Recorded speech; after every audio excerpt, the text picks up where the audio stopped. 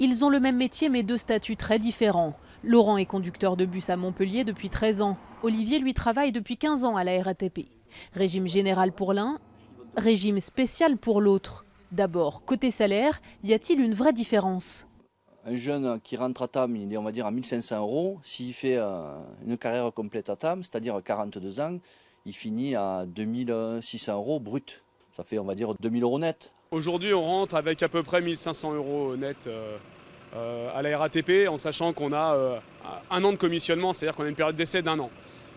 L'évolution de carrière, on peut aller sur espérer 2 500 € en terminant sa carrière au volant. Avantage à la RATP donc, mais Olivier le voit comme une compensation. À Paris, le coût de la vie est plus élevé. Les conducteurs habitent souvent loin de leur dépôt. Forcément, on ne vit pas la même chose qu'un conducteur au Havre ou à Caen ou à Montpellier. Horaire décalé, travail le dimanche. Les deux chauffeurs sont sur des rythmes équivalents.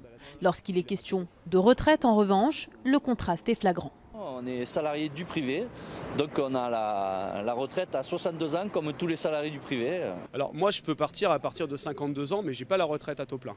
Je l'aurai à 57 ans. Mais moi je suis un cas de l'ancienne école puisque déjà nous on a eu une application de l'espèce de clause des grands-pères et donc ceux qui sont rentrés après 2009, eux peuvent aller jusqu'à 62 ans pour l'avoir à taux plein. La réforme s'appliquera plus progressivement pour la RATP à mesure de 4 mois par génération. En clair, seuls ceux qui sont nés après 2002 partiraient en retraite à 62 ans. Enfin, un point commun entre les deux conducteurs, tous deux seront en grève le 5 décembre prochain.